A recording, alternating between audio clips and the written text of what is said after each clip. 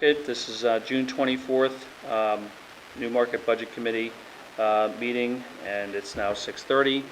I'd like to open the floor to public comment. Seeing no members of the public here, we'll close the floor for public comment. Let's stand for the Pledge of Allegiance, please. Brian, can you lead us, please? Sure. Pledge of Allegiance to the flag of the United States of America, to the republic for which it stands, one nation, under God, indivisible, with liberty and justice for all. Okay.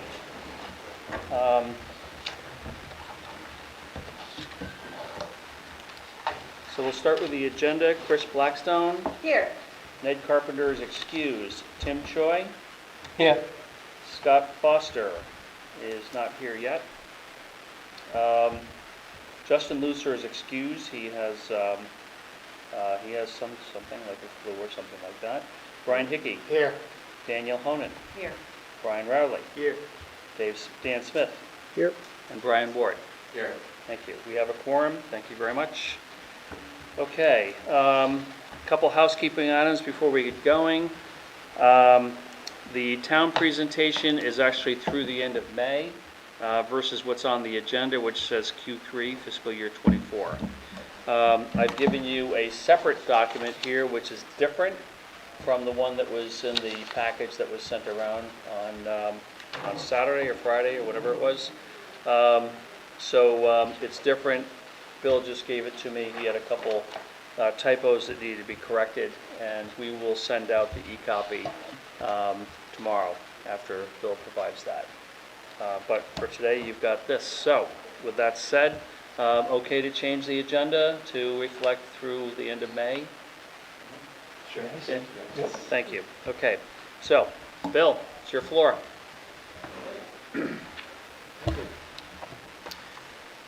Okay, well, I'll get into the boring details. And before I do that, actually, the typos were very minor. There was there's nothing of significance relative to the numbers. The numbers all stayed the same. But I had stupidly said that it was an 11% difference from the prior year, and it was a 1% difference, and you'll see that when we talk about revenues. And then there were a couple other very minor wording things that I wanted to correct.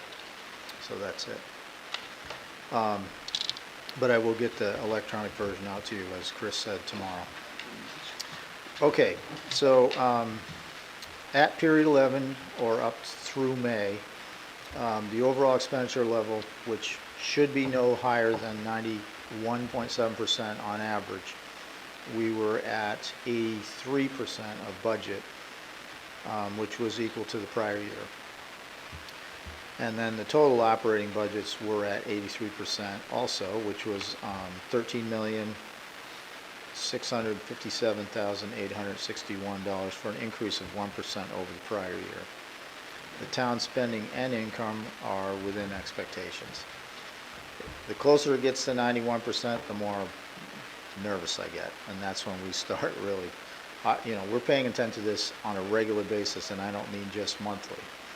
And that's, if we start seeing things that are questionable, that's when we start asking questions of the department heads.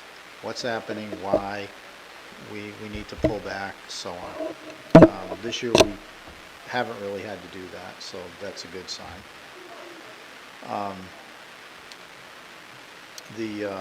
In terms of revenues for period 11, 100% of the budgeted revenues were accrued, which translated to $39,247,874 and a penny.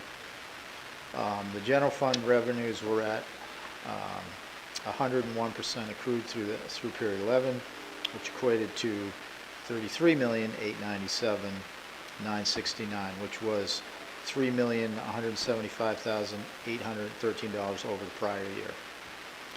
And the majority of that was a result of, as you would expect, tax revenue increases of over $2.7 million. And then the remaining $400K plus was due to revenue increases in License permits and fees, which was $101,000.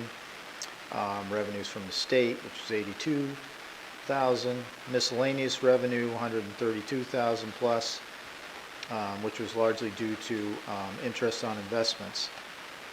If you look at the report that I provided, and you added up the numbers, you'll notice that I am not talking about the transfer of $100,000 from the ambulance fund that got transferred into miscellaneous revenue. So when I give my total, I'm pulling out that amount. Because it was an interfund transfer, it's not real revenue in my view, and in anybody's view, actually. For the stenographer's benefit, Scott Foster just arrived at 6:35. Thank you. Excuse me. And then additionally, charges for the services experience a revenue decrease of $8,435 compared to the prior year, although it still beat expectations by 8%. And then in terms of enterprise and revenue funds, they came in with recreation at I'm saying 104, but it's 4% over, essentially. 104%, solid waste at 109%, water at 88%, and wastewater at 102% of budgeted revenues accrued. Those percentages translated to actuals of $22,849 above budget for rec, $38,572 above budget for solid waste, and $45,000 above budget for wastewater. The low watermark for the period, no pun intended, was water, with revenues coming in $229,252 below budget, below the budget. Any explanation on that? People aren't taking up There hours is, in town? but I'll have to come back to you with a more thorough answer. But my understanding, and I apologize for not having a more thorough explanation at this time, but my general understanding is that when I don't remember how many years ago, but when the original rates were being set in terms of overtime, and that was agreed to with the council at the time, that there would be a staggered set or series of increases, and there would be a few years where you weren't seeing increases in fees, but that your expenses were going to go up.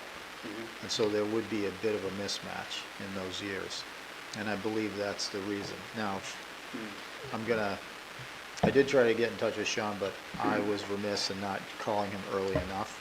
Well, when we talk about the year-end numbers, September, then we can talk about that then, see Well, where we are then. I will say the other thing is we're still at period 11, so there is an opportunity for additional revenues to come in.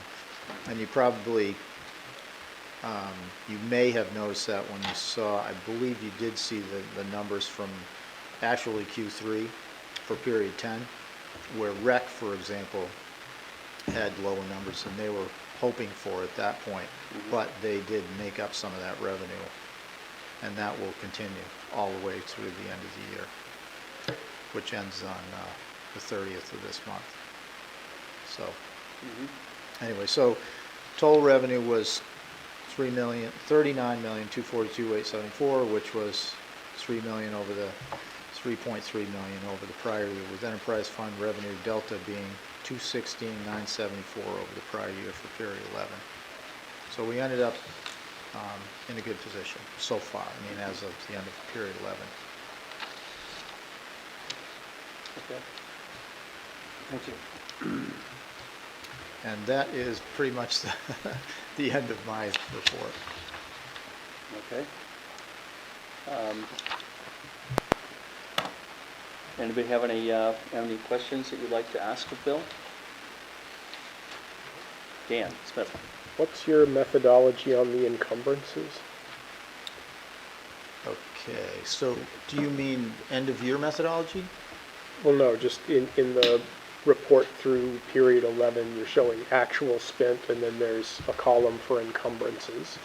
What do the encumbrances represent? Oh, so encumbrances represent POs that have been, usually it's purchase orders that have been created somewhere during the year, oftentimes at the beginning of the year, for typically either, items that are big cost, or they know that they're going to be paying this over a period of months. And so it just represents money that's spoken for. There are, however, POs that are out there. We're going through, I checked with you before I answered about methodology and what you meant, because there is state law that we conform to, which basically says if you have a PO and it's out there for X dollar amount, but you've spent less than that during that fiscal year, the remainder of that PO, the PO is closed, and the remainder of the money that's not been spent goes to the general fund. And so that's why I was wanting to clarify. So the encumbrances could be a mix of money that we might spend in period 12. Correct. And money that, things that were done prior to that but just haven't been invoiced yet. That's and- right. Okay. Exactly. Yeah. So, I mean, the right way to think of the 83% is you probably are going to have one more month of expenses tacked onto That's right. that, minus anything that might be covered in the encumbrances. Yes. So well ahead of plan, in other words. Yeah. Yeah. We're as a matter of fact, like I said, we're going through a process of checking with all the departments about currently open POs to make sure, because we're nearing the end. And in fact, I think I closed 2 POs that were open and they had money on them.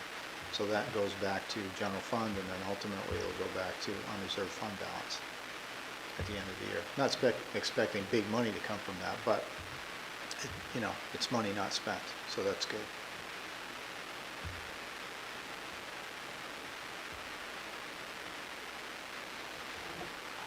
So I was just looking at this, if you were to look at you get your month-to-date expenditures for May, and you replicate those for June, plus your encumbrances, it looks like you're going to finish out in terms of expenditure side, around 15 million expended. Does that sound about right?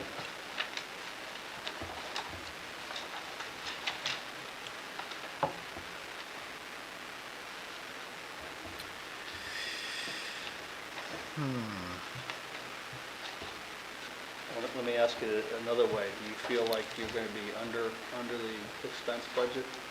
And if you do, how much do you think you'll be under? It's a good question. Okay. It has partly to do with those POs that are still hanging out there. Yeah. It also has to do with, so if you were to look at your, month-to-date expended numbers for general fund plus your total operating budget, chances are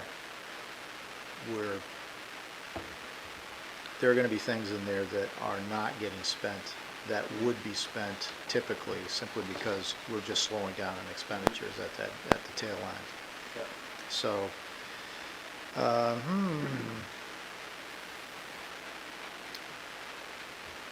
it's possible that seems high to me. Yeah.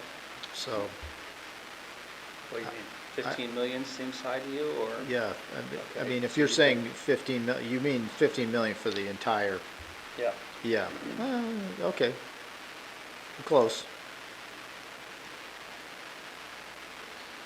One of the things that I'm really encouraging is that we slow spending as much as possible at this point. We're not spending anything that is unnecessary, simply because, the discussion that we were having, I think, a few months back about unreserved fund balance and the necessity, in my view, to have that be higher. So, Yeah. but, yeah. So what is the, I'm just asking this as a question, just I'm asking the question not so much that, whether I know the answer now or not, but for the benefit of everyone who's listening. If you have, essentially what I'll do is use the phrase of a budget excess at the end, positive excess, where does that go? When it's all said and done? It goes to Obviously, this is unreserved total fund budget balance. support. Some of it stays in the, operating budget. Yeah, it goes to unreserved fund balance. Mhm. And that unreserved fund balance is, you want it okay, so your own policy for a town states that you have to have a minimum of 5% in reserve or unreserved fund balance. Mhm. The state recommends higher than that. And GFOA, the Government Finance Officers Association, recommends even higher. Mhm. So we have been typically falling somewhere between 5 and 8, 9%. Mhm. And in my view, the good years are when we're closer to 10. Yeah. But we've been, I think last year's, we ended up at 7.2, somewhere around there. So, and I don't want to sound like, we're just winging it, because we're not. Mhm. But it is hit or miss, and part of that is because there is no specific budgeted reserve line where we say, well, we're going to have this much at the end. We know what we're shooting for, but that's really a matter of budget management, I guess. Mhm. It's probably the best way to put it. Yeah. Does the town have a balance sheet? It does, but it's so not corporate. I'm trying to think of a better way to put this. It's the same with an income statement. Mhm. You're used to looking at an income statement, and the way fund accounting is set up, you're not thinking of it that way, and it's not just fund accounting, but it's also the way government is, because you're really voting on expenditures. What are you appropriating so that you can collect taxes? And yes, you look at revenue expectations, but we're not although we collect taxes, Mhm. we're not an income generating operation, generally speaking. We have enterprise funds that do that, but we're not hauling in 39 million in revenue from productive activities that are not funded by the taxpayer, if you will. I'm trying to think of a better way to put that, because it doesn't sound great, but it's just a different way of looking at it, because Yeah. you're paying for services as a citizen, for the operation of the government that you want. Mhm. So there's the profit motive isn't there, and you're not thinking of it in terms of, well, what are my costs of goods sold, that kind of thing. Well, from a balance sheet, I think of, it's a spread of our assets and our liabilities, and it's a publication of those. So Yep. if you have excess fund balance and so forth at the end of the year that goes into reserve, then what's that reserve value, and what Yep. does it represent in terms of Would you like to the see rainy day fund? a balance sheet? Mhm. Because I can provide that. I can get it to you tomorrow if you like. That would be great to see it. Yeah, Yeah. you bet. Okay, thanks. Now, that balance sheet would be, just as a clarification, Yeah. I'm typically giving balance sheets by fund, because that's how it works. Mhm. And so the balance sheet I would normally give out would be for the general fund. Yeah. But we can do it for library, we can do it for all the others as well. Well, let's start with what's efficient for you to produce, and then we'll share it, and everyone will have a chance to learn a little bit about it. You bet. What's in there and how it's reported, and then maybe when you come back, we'll have questions for you on what Okay. each of those things mean. Sounds So, good. Thanks. Thank you very much. You're welcome. Any other questions? Super minor, just for my own curiosity, but economic development bucket, looks like it was at 1% used this year, 10% used last year. It's small dollars, about 30,000. I'm just curious, what falls into that? Okay. I'm trying to remember, what the activities were, so I'd have to give you a really good answer, I'd have to go back and look at the details of that. But economic development are supposed to be things that are done for helping foster economic development within the town. I mean, interestingly, a lot of that, in the broader sense, is covered under community development. But there are things that do get spent, as you say, and it gets budgeted regularly, because I think there are some expectations that we will be doing things with that money. But it's a good question, and I will get you some more detail. Okay, anybody else? Dan? Just on the income side, the interest, is that just, do you mostly attribute that to, I know the trustees have been managing the trust funds a little more assertively, I guess I'd say, and we're just generally in a higher interest rate environment. How do you sort of bucket out the effect there for the increased interest income? Okay. Pardon me, I'm just writing down notes before I forget them. Sure. Okay, so the reports that you see have essentially nothing to do with trustee to trust funds. Those are completely separate, and that's a separate group. Those trustees manage that.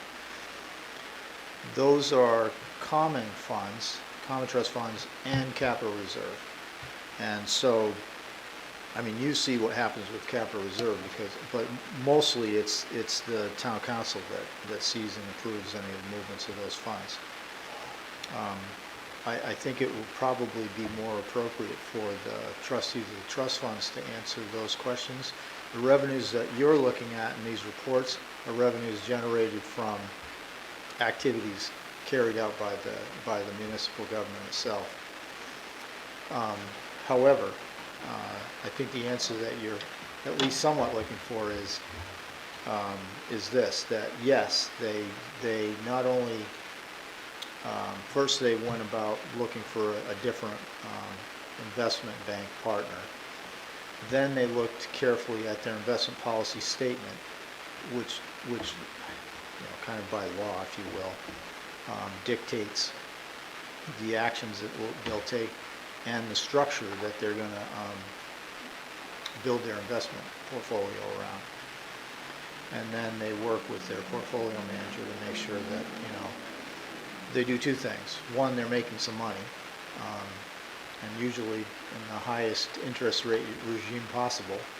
And also, they're having capital reserve funds available, so that, and also things like out of the common funds, like scholarship funds available.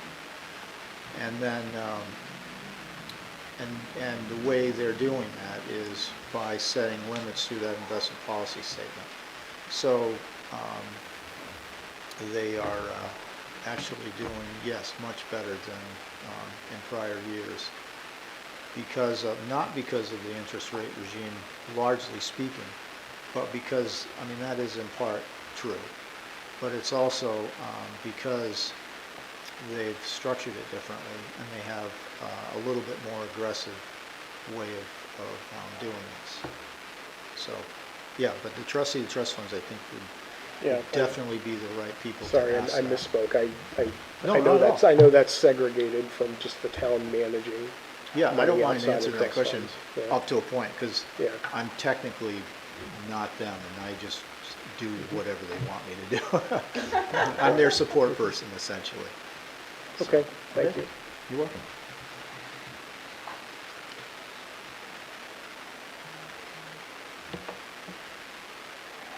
Okay. Thank you very much. You're welcome. Thank you. Okay, next item is to approve the minutes from the May 20th meeting. With the exception of correcting the spelling of your name, Chris, dropping the H, And I think there was one place where there was an A instead of an and or something like that. I thought they were pretty good order. Does anybody have any adjustments to be made on the May 20th minutes? No? Do I have a motion to approve the May 20th minutes? I'll make a motion. Okay, motion made by Brian Rowley, seconded by Brian Ward. All in favor? Aye. Opposed? Okay, unanimous, thank you. Abstain, because You I wasn't abstain. here. I'll abstain too on grounds I Yep. wasn't here. Okay, all right, so let's see, next month, we are off, so we meet again on August 26th, and that should be a recap, a sum up from the schools on August 26th, and then we'll hear from the town for the year end in September. How many people were able to make it to the water and sewer department? No? Okay, so I'll talk to the town about organizing. Obviously, we have to go to the police department, and, they'd like us to stop by and see the rec department and everything. And then the schools have also said that they'll be open. I'll find, are people generally available or not available in the month of July to do that? To visit the schools or visit some of these other departments? People planning holidays? I would say like, anything aside from that first week, July week, I would be good. Okay. Is that about the same for everybody else? Yeah, weekdays, Yeah, weekdays. Okay. All right, I'll talk to Todd and Steve about organizing those, and we'll put together something of a schedule. Okay? Yeah. All right, so that does it for me. Anybody else have anything they'd like to say or add? Nope. Okay, do we have a motion to adjourn? Okay, Brian. All right. Okay, Brian, motion to adjourn, seconded by Brian Rowley. Thank you very much. All in favor, say aye. Thank you very Aye. much. Okay, thank you. All right, we'll see everybody a little bit in July.